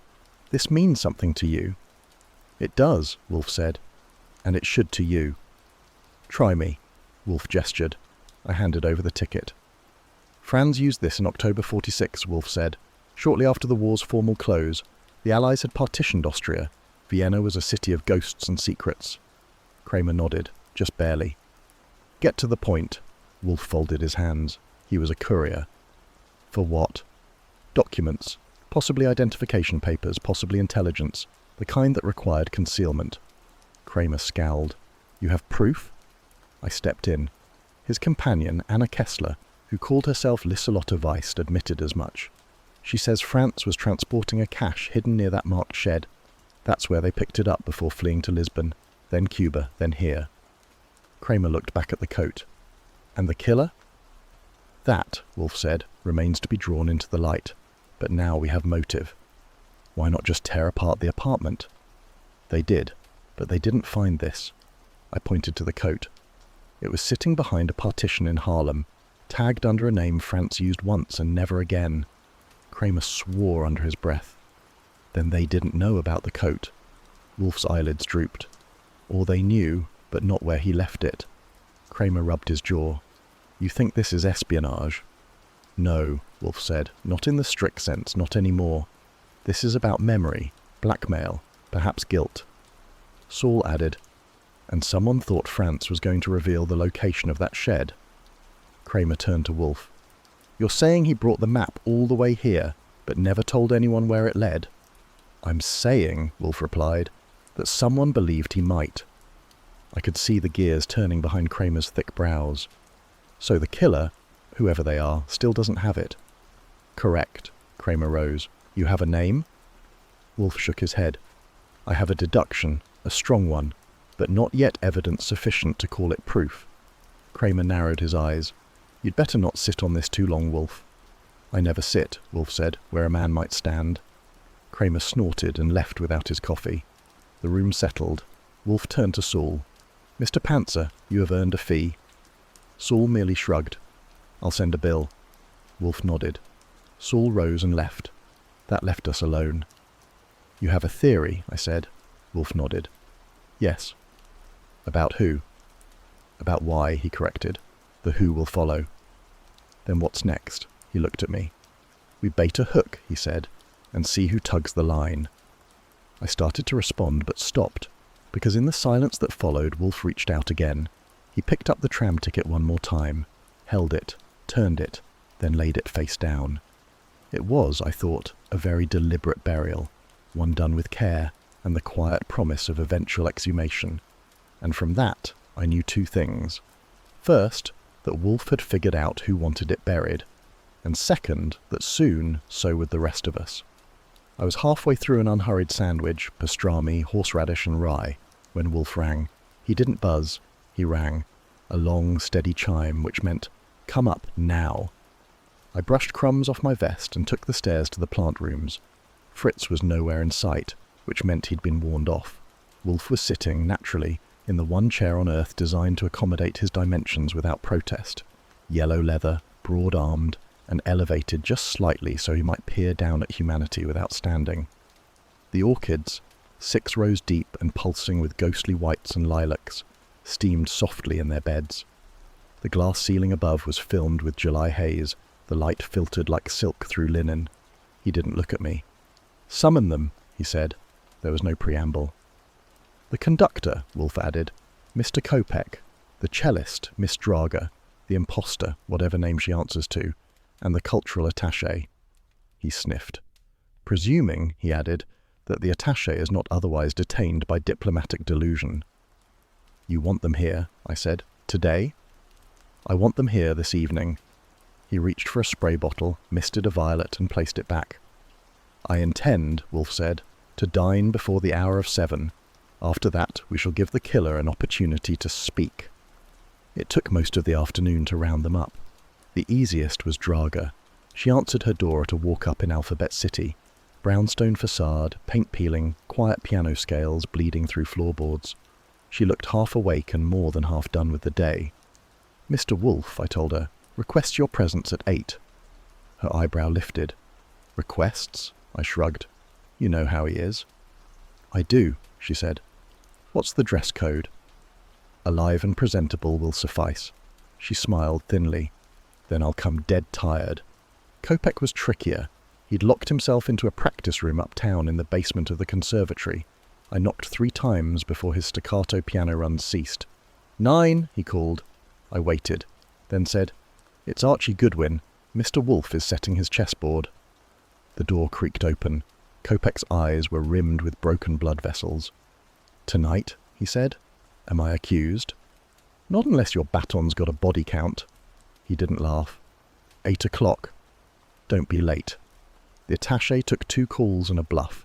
I phoned the consulate twice. No answer. The third time I asked for Director Rothman. When they told me Rothman was in Vienna, I said, "Good. That means he can't stop what I'm about to do." That got me through to a weary voice. Karl Meyer. He sounded younger than I expected. Crisp vowels, but no gravel. "I will come," he said, "if Mr. Wolfe assures that this is not a formal inquest." "I can assure you," I said, "it's more like a dinner party, with stakes." There was a pause. Then, "I have always disliked parties." "You'll hate this one." The 4th guest was the riddle. She answered to Lieselotte, but her passport had another name. Her studio said she hadn't been in since Friday. I finally tracked her through a Hungarian diner where she ordered stew once a week and always left a $1 tip. She was in a booth at the back. No food, just tea gone cold. Her coat still had snow from somewhere uptown. "You found me," she said, as I slid in across from her. "I've been looking," I said. "I thought I might vanish." "You're not the first." She looked away. The steam from her tea had died. "I have nothing left," she said. "You might still have the truth," I told her. "Wolfe's ready to listen." She didn't answer, but she came. Back at the brownstone, Fritz had polished the table to a museum gloss. The red guest chairs were positioned like obedient jurors. The wine was decanted. The air smelled faintly of polish and time. At 7:30, Wolfe descended. He wore a deep brown jacket, a burnt orange cravat, and a look that suggested this was neither pleasant nor optional. "You may bring them in one at a time," he said.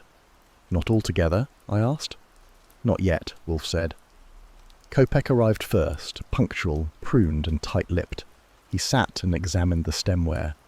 Draga followed, in black velvet with a string of cracked pearls and a 1,000-yard stare. The impostor, the not-quite Liselotte, came third. She looked like she might vanish if the lighting dimmed another watt. The attaché, Meyer, was last. His coat still bore the scent of cigarette smoke and something sharper. Wolfe didn't address them, not yet. He gestured for me to pour. "Burgundy," he said. I poured. They didn't speak. The clock ticked. Wolfe inhaled, heavy and slow. "I will be concise," Wolfe began. "You are not prisoners. This is not court. But a man has died, and the implications have travelled." He paused, then sipped. "Mr. Franz Kreutzer," Wolfe continued, "was killed in my city, on my street. His body was left with deliberation, not panic, not impulse." The room stayed still. "Each of you," Wolfe went on, "played a part, whether by choice or by ignorance." Meyer frowned. "I played no part," he said. "I hardly knew Franz." "You knew enough to bring him here," Wolfe said, under false assurances. Meyer flinched. Draga's eyes moved. Kopek said nothing. Wolfe's tone didn't shift. "You may think," he said, "that truth is elastic, that it can be bent if not broken. I am here to assure you it is not." He leaned back. "Archie," I said nothing. My job was to clock their faces, tick for tock. Wolfe continued. "This is what we know. Mr. Kreutzer arrived on the tram from Vienna with a package. Something unseen, something valued." No one breathed. "He was met, or meant to be, by one of you. That much is certain." Wolfe pointed a finger, lazy but steady. "The question is not merely who killed him, it is why." He paused, then lifted the map. Saul had recovered it only hours ago, drawn in blue pencil on the back of a Viennese tram stub. A layout of a rail yard, a circled shed. He held it up. "This," Wolfe said, "is not art." He handed it to me. I passed it to Kopek. The conductor blinked. "I have seen that yard," he said, "but not this." "You knew," Wolfe said, "that Franz was carrying something." Kopek nodded. "He said it was music." Wolfe grunted. "It was not." Draga whispered, "Then what?" Meyer's voice cut in. "He carried documents," he said, "from the cultural ministry." "Did you see them?" Wolfe asked. "No." "But you suspected?" Meyer glanced sideways. He had mentioned them once, months ago. "That is not suspicion," Wolfe said. "That is preparation." Meyer reddened. Wolfe's gaze moved. "Miss Draga, did Franz ever speak of danger?" She nodded once. "He said he was being followed." "By whom?" "He didn't say, just a man in gloves." Wolfe said nothing. The impostor spoke. "I know who," she said. Every head turned, she swallowed. "I saw him on the tram, in Vienna, 3 times, always in a navy coat." "Did Franz know?" "Yes." "And what did he say?" "That if I saw the man again, I was to leave, go north." "Did you?" She nodded. "But then I came here." Wolfe sighed. "Mr. Kreutzer was attempting," he said, "to carry state secrets out of Austria. That much is evident." Meyer stood. "That's a lie." "It is not," Wolfe said. He pointed again, to the ticket, to the map, to Meyer's fingers. "You folded this," Wolfe said, "today." Meyer looked down. The crease in the stub was still damp. "Why?" Wolfe asked. There was silence. Then, "Because I feared you would show it to the police." "You should have," Wolfe said, "but you did not kill him." That stopped the room. Even Meyer blinked. "I did not?" he asked. "No," Wolfe said. "Then who?" Wolfe raised a hand. "The question, as always, is one of time." He reached into his breast pocket, drew out a sheet, timetable. The ferry from Vienna, the arrival at Grand Central. "Miss Draga," he said, "what time did you see Franz on the train?" 10 after 4. "Correct. And Kopek?" 5:40. "And the impostor?" She hesitated. "Almost 6. Wolfe folded the page. "Then it is simple. Between 4 and 6 the map was switched." Meyer exhaled. "You said I didn't kill him." "I said you didn't, but you helped." Fritz stepped in. "Sir," he said, "the souffle." "Hold it," Wolfe replied. Fritz nodded and left. Wolfe addressed Kopek. You were his handler, Wolfe said, not the conductor. Kopek said nothing. You rode the line 3 times that week, Wolfe continued. Not once was your name on the manifest. Kopek's lip twitched. Wolfe pressed. You guided him out of Vienna. You arranged the safe point, but you never intended for him to arrive. Draga whispered. Why? Kopek's voice cracked. Because he knew too much. Wolfe leaned back. That, he said, is not a reason. That is an excuse. I stood. Do we call Kramer? Not yet, Wolfe said. He looked at Kopek. Will you speak? He asked. Kopek stared at the glass. I warned him. You killed him. Kopek said nothing. The impostor stood. You're lying. I am not, Kopek said. He trusted you. I was told, Kopek said, to remove the map. You stabbed him. Kopek looked away. Yes. The silence after that was long. Wolfe lifted his glass, tapped it once, then stood. Archie, he said, call Inspector Kramer. Inform him that Mr. Kopek will wait here, in the red chair, until proper custody is arranged. He turned. To the rest of you, your roles are not erased, but they are minimized. He nodded. Good evening. I left the room with the phone in one hand, Kopek's eyes in the other. Behind me, Wolfe sat, his yellow chair waiting.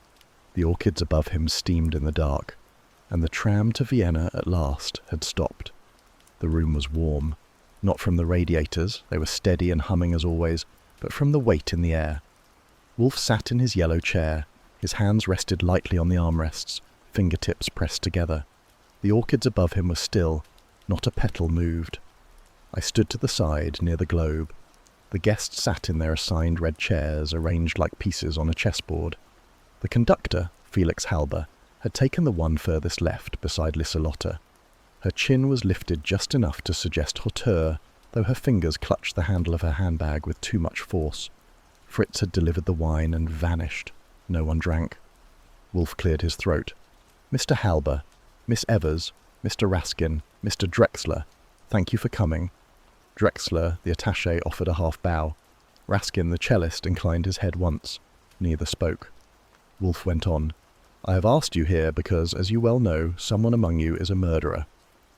Felix Halber gave a faint laugh. Mr. Wolfe, your American customs are charming, but your accusations are— Wolfe raised a hand. Spare us the operatic flourish. You knew Franz Stolz. You knew him well. His death on that tram was not an accident. It was a performance, and like any good performance, it had cues, timing, precision. Raskin sat forward. Are you saying one of us staged it? Yes, Wolfe said, and only one of you had both the means and the necessary knowledge. I moved to the credenza and returned with 3 items, 1 map, 1 brittle sheet of music, and 1 small, scorched object wrapped in cloth. I handed them to Wolfe, who unwrapped each slowly. The scent of char from the burned mask wafted through the room, bitter, unmistakable. He began. This, Mr. Drexler, is your embassy tram map, or rather, your duplicate of it. Archie found it in your office, folded inside the liner of a diplomatic satchel marked for disposal. Drexler bristled. I did not. No, Wolfe said. You didn't place it there, but you failed to check what left your desk. Carelessness is a form of complicity. Next, he held up the sheet of music. This is the forged score found in Franz Stolz's dressing room. Note the signature, a passable imitation of Franz's own, but the notes are deliberately jumbled. A trained conductor would know it immediately, which raises the question, why forge it? Wolfe's gaze passed over them like a rake over gravel. Because the killer wanted Franz to hesitate, to delay his departure, to board that tram 4 minutes later than planned. Liselotte blinked. But why 4 minutes? Because, Wolfe said, that was how long it took to reroute the brake line to the rear axle. There was silence. No one moved. Felix Halber's fingers tapped once on his knee, then stilled. I watched his jaw tighten, not dramatically, just enough to notice if you were trained to watch for it. Wolfe lifted the last item, the burned mask. This was found in the alley behind the theatre, the same alley where Franz's valet saw someone the night before the performance, someone smoking a pipe and wearing gloves in June. Halber narrowed his eyes. And you believe that was me? No, Wolfe said. I know it was you. He leaned back. You were the only one who knew the tram's departure point had changed. The embassy rerouted it to avoid protesters at Union Square. That was relayed only to the conductor, for security. You, Mr. Halber. Felix rose slowly. Do you have proof? No, Wolfe said. I have evidence, and your silence. I took a step forward, ready. Wolfe continued. You altered the Tram manifest after hours. You swapped the seating chart so that France would be near the rear door. The only one that jammed when the brakes failed. The sabotage was elegant, but not flawless. France's cufflink was found embedded in the floor panel, torn free by the torque. Raskin let out a breath. My God. Liselotte rose. Why? Why would you kill him? Wolfe didn't look at her. He looked only at Halber. You feared exposure. France had learned the truth, that your Vienna concerts during the war were not acts of resistance, but appeasement. You conducted for the Reich. He had the telegrams. Halber's voice dropped. That's a lie. No, Wolfe said. It's a matter of record. Mr. Goodwin located the archives. Your name appears 5 times in the schedules, including one performance given for wounded officers in Linz. Halber sat back down, hard. Wolfe turned to Kramer, who had been standing quietly by the door. You may take him. Kramer stepped forward. Felix Halber, you're under arrest. Halber didn't resist, but as Kramer approached, he murmured one word. Bravo. And then smiled, the tired, empty smile of a man who'd finished the last movement. The room remained still. Fritz reappeared only after the door had closed behind them. He looked to Wolfe, who gave a nod. Bring the Amontillado, Wolfe said. The rest may go. One by one, the guests stood. Liselotte turned once, glancing at the burned mask on Wolfe's desk. Then she left. I walked her to the door. She didn't speak. But just before stepping into the night, she said softly, he could have asked forgiveness. I said, some men don't know the steps. She nodded, then was gone. Inside, the orchids breathed. Wolfe sipped his sherry. Archie, he said, I find that murder, like music, often comes in time signatures. Mr. Halber's was allegro. I raised an eyebrow. And ours?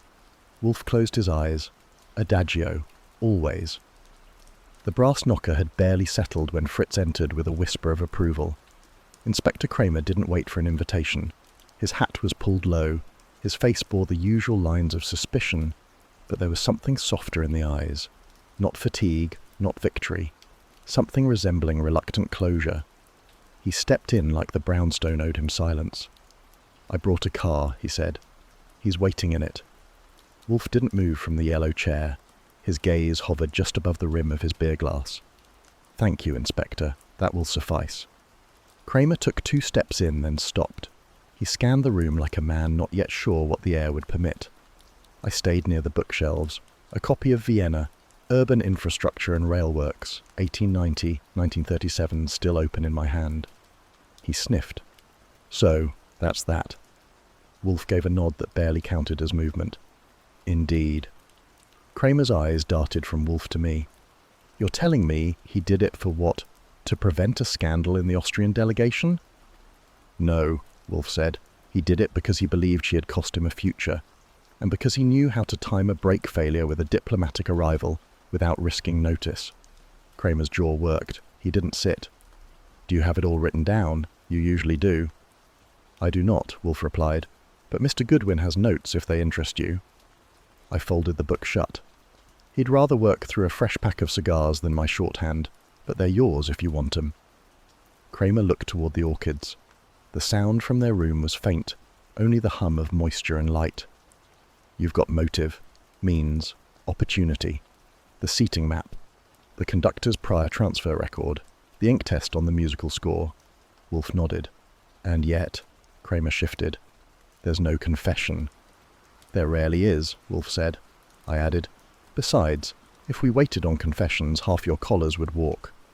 Kramer gave me a glance, not amused but not offended. He'll deny it. He will, Wolfe agreed, but not convincingly. Kramer crossed his arms. The consul called, denied everything, claims she was never theirs. She was, Wolfe said. Her real name was Liselotte Binder. She was Vienna-born. The documents were sealed after the war to protect her brother.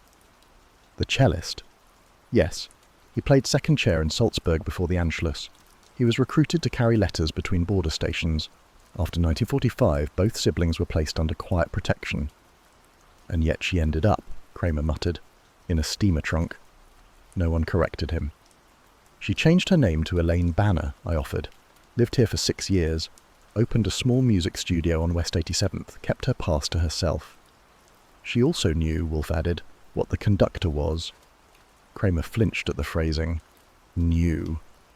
She recognized his handwriting. The forged score, the Liszt interlude, was one he'd attempted years ago, a counterfeit meant to be played in a tourist hotel. She knew it. Kramer looked down at his hand. The fingers twitched once, then stilled. She said nothing, Wolfe went on, but she sent the mask, a warning, or a plea. When it burned, she knew she had lost her ground. Why didn't she come to you? She meant to, I said. She called, twice. The third time, the line went dead. That same night, the tram brakes failed. Kramer looked at the red client chair, then past it, as though someone might still be sitting there. Vienna said she was dead already. They would, Wolfe replied. I'll take the bastard, Kramer said quietly. He didn't move. He just stood there beneath the lamp, letting the evening settle on his coat like rain that didn't fall. His hand moved once more toward the inside pocket. Instinct, perhaps, toward a cigar. He thought better of it. You're not charging the consul? No, he didn't know. And if he did, well, there's nothing on paper. Just an ash pile and a tune no orchestra will play. He turned for the door, paused. Wolfe. Yes. You taking the fee? No. That stopped him. You? What? I am not billing the consulate. Kramer blinked. Since when do you solve murders pro bono? Wolfe sipped the beer. Archie said nothing. I waited. Wolfe put down the glass. Because, Inspector, he said, the truth, for once, played the final aria. Kramer didn't answer. He opened the door himself. The night outside was dark but still. No sirens, no footfalls, only the deep mechanical rumble of a waiting black car across the street. He stepped into it. The latch clicked shut behind him. I sat on the front stoop of the brownstone, elbows on knees, fingers wrapped around the scorched opera mask. The streetlight above cast a bruised yellow arc over the sidewalk, dimming the polished silver trim of a cab idling 2 doors down. The mask smelled faintly of old smoke and lavender powder. The scorch mark ran from the left cheek to the edge of the jaw, a black vein across painted porcelain, a relic of theatre, of murder, of whatever lay between. Wolfe hadn't asked for it back. Inside, the lamps were low. The house slept like a ship at anchor. Fritz had retired early. Wolfe had retired earlier. I'd heard the creak of the second-floor boards, his footsteps deliberate, as though pacing the gaps between lines of an aria he never heard. I watched a man walk his dog along 35th Street. The schnauzer sniffed the hydrant with more dedication than most clients had shown under Wolfe's glare. Manhattan was like that. Even the dogs had things to prove. My overcoat was folded beside me. A slip of map poked from the pocket. I hadn't meant to keep it. I hadn't meant not to. It was the one Wolfe marked with a crimson pencil, a tram line winding through Vienna like a cut made by a dull scalpel. He'd never seen the city, never smelled roasted chestnuts near Karlsplatz, never heard the conductor shout through fog, and yet he'd traced that tram line with the certainty of a man following instinct, not rails. Wolfe had known how the opera ended. A breeze stirred, leaves scratched across the stoop, brittle and half buried in gutter dust. The city had begun its late-night ritual, window shades drawn, locks thrown, cab fare counted behind closed doors. I flicked my lighter once, then again. The flint caught, and the flame wavered before it steadied. The cigarette tasted like it always did, sharp, dry, and just bitter enough to feel honest. I don't have Wolfe's love for ceremony, but I do believe in silence, and sometimes smoke. I thought of her, Liselotte, the real one. Her name had surfaced from a drowning, retrieved through testimony, through ink, through a steamer trunk and a single torn glove. She had died in a war no one declared. Her story had worn a stranger's face, danced on borrowed shoes, and perished behind velvet curtains that smelled of mildew and crushed orchids. But she had lived, somewhere in that Vienna fog, in that final aria Wolfe never heard, in the breath between 2 acts. There was a quiet defiance in that. From upstairs I heard the faint click of Wolfe's bedroom window being shut. He never trusted a breeze to mind its business. If Fritz had left it cracked, there would be a lecture on thermostatic integrity by morning. I tapped Ash against the stoop rail. The night was a good one, heavy, low, and humming like the underside of a cello. Wolfe hadn't taken the fee. That meant something. It always did. Whether it was guilt or pride or justice or some braided strand of all three, he never explained it in words. That was my job. I was the one to write it down, file the case, remember the look on a face before the lie cracked. But tonight, I didn't write. I just sat. The opera mask cooled in my hand, its edge still faintly warm where the plaster had burned. One eye hole was chipped, just enough to make you wonder what it had seen before it cracked. The last time I saw her, the false Liselotte, she didn't look back when Kramer cuffed her. She had no parting shot, no protest, just a half-turn of the head and a closing of the eyes, like the final note of a long, unclaimed song. Kramer hadn't slammed the door, which surprised me. The consulate had denied involvement, loudly, and with diplomatic letters that smelled faintly of cologne and compromise. Wolfe had read one paragraph, grunted, and reached for the book on Albanian orchids he'd neglected since Tuesday. Justice wasn't a ledger for him, it was a pattern. When it clicked into place, when every shard of the lie fit the shape of the truth, he stopped, not triumphant, not weary, just still. I crushed the cigarette against the rail. The ember flared, then dimmed. Across the street a light blinked out. I stood, slid the folded map back into my coat, and let the scorched mask rest in my palm for one final second. Then I pocketed it, not as a trophy, not even as a reminder, but because Wolfe had once told me, softly, when he thought I wasn't listening, that some truths are only seen through masks, and some endings only feel true when the curtain doesn't fall. Down the block a tram bell echoed, or maybe I just imagined it.